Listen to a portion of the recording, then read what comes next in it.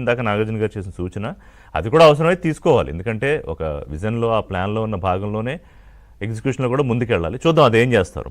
Wilson గారు, so ఒకటి ఇప్పుడు వైజాగ్తో పాటుగా సార్ ఒకవైపు రాజధాని ఆ పనులు వైజాగ్ ఇందాక వారు చెప్పినట్టుగా శిరీష్ గారు వాళ్ళందరూ నిర్మలా సీతారామన్ వస్తున్నారు, కేంద్ర పెద్దలు వస్తున్నారు, అధికారులు వస్తున్నారు, 2 రోజుల్లో ప్రధానమంత్రి కూడా వస్తున్నారు.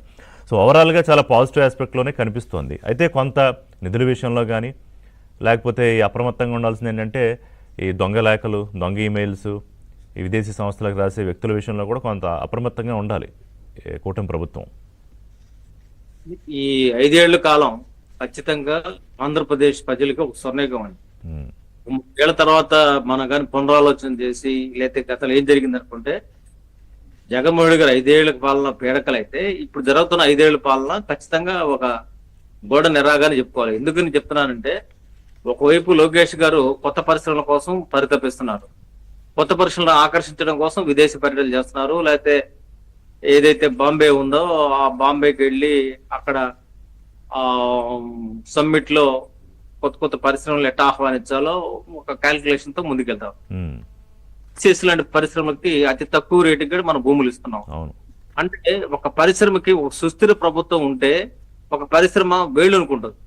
కాబట్టి జగన్మోహన్ రెడ్డి గారు శాశ్వతంగా రాకూడదని ప్రజలు కోరుకోవడం అనేది అది కొత్త విషయం కాదు. ఎందుకంటే జగన్మోహన్ రెడ్డి గారు ఎందుకు రాకూడదంటే ప్రజల ఆకాంక్షగా మారింది.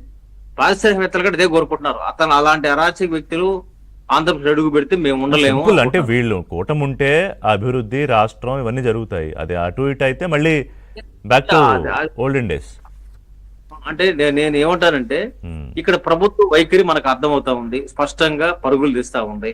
వాళ్ళకి ఏమీ లేక పీపీఏ ఇప్పుడు నిధులు 4 బిల్డింగ్స్ కట్టేసి మేము మెడికల్ కాలేజ్ మొత్తం కట్టేసే ఉన్నారు. ఆయన పీరియడ్ లో ఎందుకు కట్టలేకపోయారన్న సంగతి తెలుసు.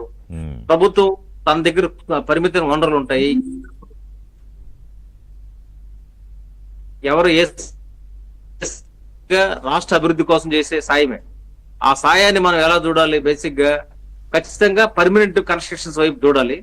ఇందాక మనం అనుకున్నట్టుగా దీనిపైన ఏది వార్ ఫుడ్ దృక్పథంతో ముందుకు వెళ్ళడం అవసరం. ఎందుకంటే ప్రతిదీ ఇక్కడ మైక్రో మ్యాక్రో లెవెల్లో విశ్లేషణ చేయాల్సిన అవసరం ఉంది. అవును. ఎందుకంటే ఈ రోజు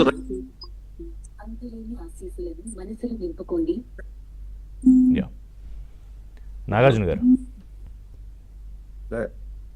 ఏం చెప్తారు ఫైనల్ గా? ఇక్కడ రైతులకు సంబంధించి ఒక స్పష్టమైన వైఖరితో ముందుకు పోవాల్సిన అవసరం ఉంది. క్రమంలో ఖచ్చితంగా దీని మీద యుద్ధ ప్రాతిపదిక మీదనే వర్క్ జరగాలి.